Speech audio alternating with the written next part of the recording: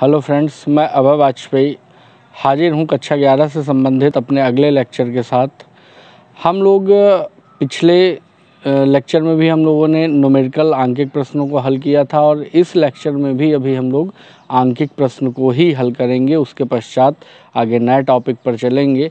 तो आज हमारा जो प्रश्न है वो आपको आपकी स्क्रीन पर ऊपर दिख रहा होगा कि जल को गर्म करने पर उसका ताप 30 ± 0.1। ये मैंने बताया था कि ये टेम्परेचर है और ये टेम्परेचर में क्या वृद्धि को दर्शाएगा या त्रुटि को दर्शाएगा, सॉरी वृद्धि नहीं त्रुटि को दर्शाएगा।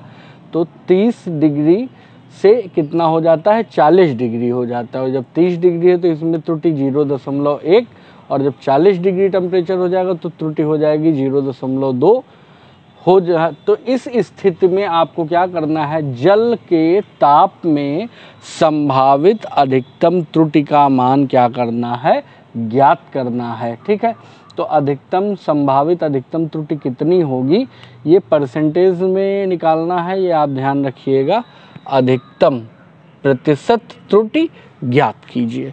तो अधिकतम प्रतिशत त्रुटि के लिए फार्मूला क्या हो जाएगा, हमारा फार्मूला हमारा होगा कि जो आपकी त्रुटियां हैं कुल त्रुटि और बटे में जिस पर त्रुटि हुई है और गुणे क्या हो जाना है 100। तो यहाँ पे टेम्परेचर है तो ध्यान दीजिए कि अधिकतम प्रतिशत त्रुटि क्या हो जाएगा। यहाँ पे सबसे पहले तो T1 का मान कितना हो जाएगा 30 डिग्री सेंटीग्रेड, T2 का मान कितना हो जाएगा आपका 40 डिग्री सेंटीग्रेड। तो यहाँ पे आपका क्या हो जाएगा, तापांतर कितना आ जाएगा, तापांतर। तो तापांतर T बराबर हो जाएगा 40 में से 30। भाई जो भी त्रुटि होगी, जो भी परिवर्तन होगा वो कितने डिग्री पर हो रहा है, 40 माइनस 30, तो बराबर होगा 10 डिग्री सेंटीग्रेड पर ये परिवर्तन होगा। तो बात यह है कि जब टेम्परेचर में 10 डिग्री सेंटीग्रेड की वृद्धि दर्ज की जाएगी तो आपकी अधिकतम प्रतिशत त्रुटि कितनी होगी। तो ध्यान दीजिए अधिकतम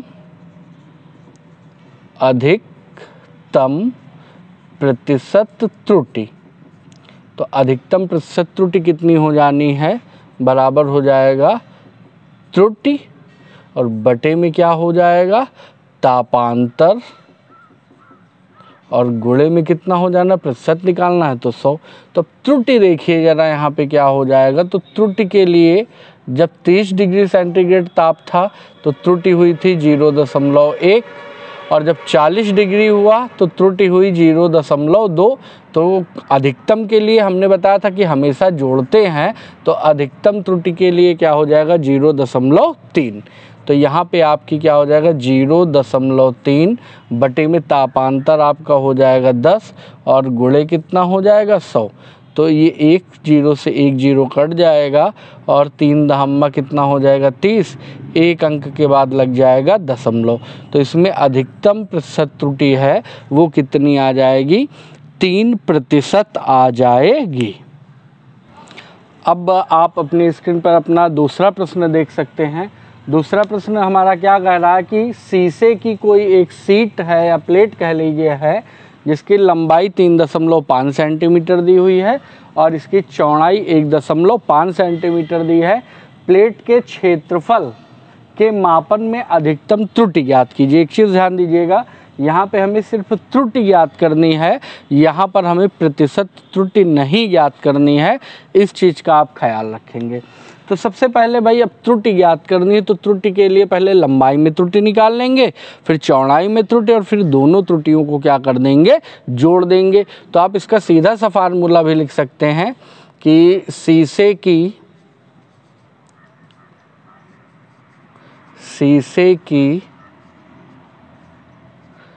शीट के क्षेत्रफल मापन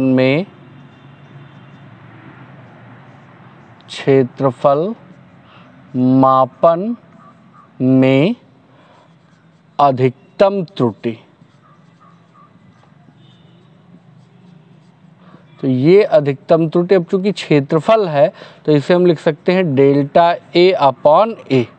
तो डेल्टा A/A पहले लंबाई में त्रुटि ज्ञात करेंगे तो लंबाई में त्रुटि क्या हो जाएगी, डेल्टा एल अपॉन एल हो जाएगा, और चौड़ाई में त्रुटि क्या हो जाएगी, डेल्टा बी अपॉन क्या हो जाएगा, बी हो जाएगा।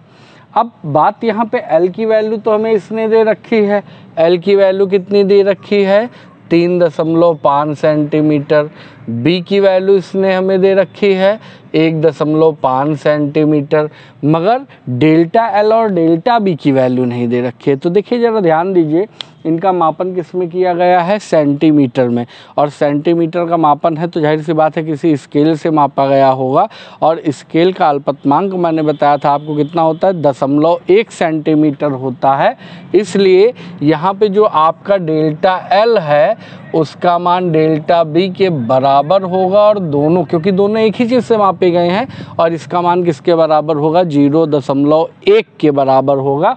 क्यों होगा, क्योंकि ये जिस स्केल से मापा गया है उस स्केल का अल्पतमांक 0.1 है, तो इसका मतलब उसमें जो त्रुटि है वो 0.1 से ज़्यादा, मतलब 0.1 से कम नहीं हो सकती है। तो त्रुटि डेल्टा एल डेल्टा बी बराबर 0.1।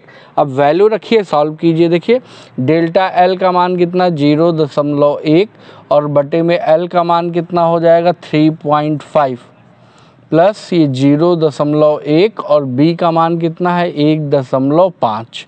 अब ये दशमलव से दशमलव आप हटा दीजिए, इनको काटेंगे तो कितना आ जाएगा, 0.0285, और ये 15 छक्का 90, ये कितना आ जाएगा, 0.15 से भाग कर दीजिए अगर 1 को, तो दशमलव लगाएंगे 0 बढ़ जाएगा, फिर नहीं कटेगा तो कितना हो जाएगा, 0 बढ़ा के 0, 15 छक्का 90, 15 छक्का 90, ऐसे ही कटता चला जाएगा, है ना, 10 आएगा, फिर 100 हो जाएगा भाई, ये 10 दशमलव लगेगा 0, 15 छक्का 90, तो ये आपका आ जाएगा 0.0666 आ जाएगा। तो यदि इनको जोड़ दिया जाए तो 6 5 11 के 1 हाथ लगे 1, 8 6 14, और एक 15 के 5 हाथ लगे 1, और 6 2 8 है, कितना हो जाएगा, 9, 0.2। तो ये इसमें जो आपकी त्रुटि आएगी डेल्टा ए अपॉन ए, उसकी वैल्यू कितनी हो जाएगी, 0.95 करके आ जाएगा। अब ज़रा ध्यान दीजिए, ये जो मान आया है वो क्या आया, डेल्टा ए अपॉन ए का मान आया है। इसने हमसे पूछा क्या है, थोड़ा इस पर भी ध्यान दीजिएगा कि प्लेट के क्षेत्रफल के मापन में अधिकतम प्रतिशत त्रुटि, मतलब त्रुटि। तो ये डेल्टा ए का मान इसने हमसे पूछा, तो डेल्टा ए अपॉन ए का मान तो ये हो गया, ये हो गई आपकी अनुमेय त्रुटि, और डेल्टा ए की वैल्यू अगर ये पूछे तो ये हो जाएगा 0.0951, और गुणे ए, तो ए का मान आपका कितना दिया गया था, क्षेत्रफल, तो क्षेत्रफल लंबाई गुणे क्या होता है, चौड़ाई, और ये भी आपका सेंटीमीटर में ही है, तो हो जाएगा 0.9051 गुणे आपका ए का मान कितना हो जाएगा, 3.5 गुणे 1.5, और इन सब का आप मल्टीप्लाई कर लीजिएगा, तो मल्टीप्लाई करने पर ये आपका 0.5 सेंटीमीटर स्क्वायर, ये हमें क्या होगा, हमारा आंसर प्राप्त होगा। तो आइए अब चलते हैं हम अपने अगले प्रश्न की ओर। हमारा अगला प्रश्न आपको आपके स्क्रीन पर दिख रहा है।